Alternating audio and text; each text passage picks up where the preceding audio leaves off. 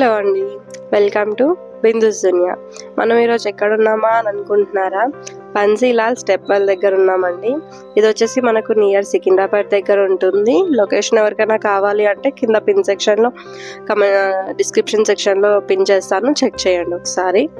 And ఇక్కడ ఇది వచ్చేసి మనకి రీసెంట్గానే ఓపెన్ చేశారు. రీసెంట్గా in the sense December 5th 2022లో రీఓపెన్ చేశారు.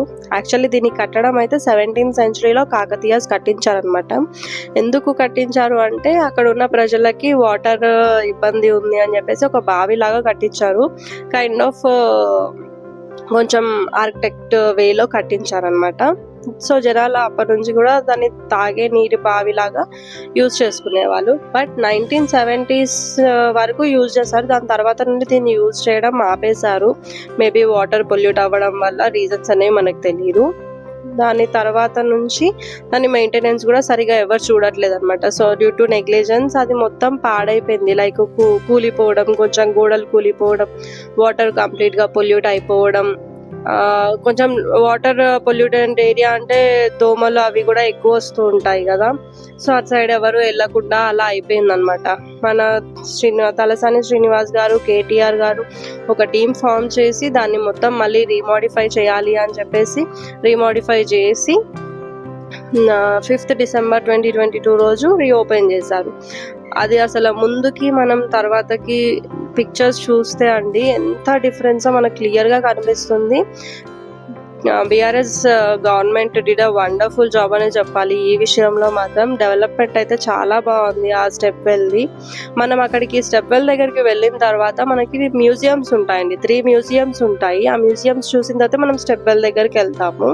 ఆ మ్యూజియంస్లో మీరు చూడొచ్చు, ఒక్కొక్క పిక్చర్ ఒక్కొక్క హిస్టరీ ఉంది దానికి. Like A kind of things ఉండేవి ఇక్కడ ముందు, ఎలా ఉంది స్టార్టింగ్లో, తర్వాత ఎలా అయిపోయింది, దీన్ని డెవలప్ చేసేటప్పుడు ఏమేమి స్ట్రగుల్స్ వాళ్ళు ఫేస్ చేశారు, అవన్నీ కూడా లైక్ ఆ మ్యూజియంలో దే క్యాప్చర్డ్ అనమాట.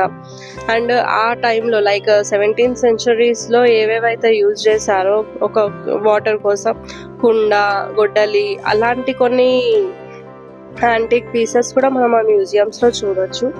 అండ్ మ్యూజియంస్ కూడా చాలా పీస్ఫుల్గా ఉన్నాయి, చాలా బాగా ఎక్స్ప్లెయిన్ చేస్తున్నాయి. మనకు తెలియని థింగ్స్ చాలా కూడా మనం అక్కడ నుండి చూసి తెలుసుకోవచ్చు. దాన్ని రీమోడిఫై చేసిన తర్వాత ద బెస్ట్ పార్ట్ ఏంటంటే అది టూరిస్ట్ ప్లేసెస్ కింద అయిపోయింది. విత్ లైటింగ్స్ ఉంటుందండి. స్టెప్ వెల్ చాలా అంటే చాలా బాగుంటుంది. నేను మెయిన్గా వెళ్ళడానికి రీజన్ కూడా అదే. ఆ లైటింగ్స్తో ఎలా ఉంటుందో చూడాలి అని పిక్చర్స్లో చూసాము. బట్ రియల్గా చూస్తే ఆ సాటిస్ఫాక్షనే వేరు ఉంటుంది కాబట్టి రియల్గా చూద్దామని చెప్పి వెళ్ళాను. అరౌండ్ 4 ఆ టైంకి వెళ్ళాము. ఇంకోటి మర్చిపోయాను, దీని టైమింగ్స్ వచ్చేసి మార్నింగ్ 10 AM to 1 PM వరకు ఉంటుంది. అండ్ మళ్ళీ ఈవినింగ్ 4 PM to 8 PM వరకు మాత్రమే ఉంటుంది. అండ్ ఒక్క పర్సన్కి 50 రూపీస్ వాళ్ళు ఛార్జ్ చేస్తారు.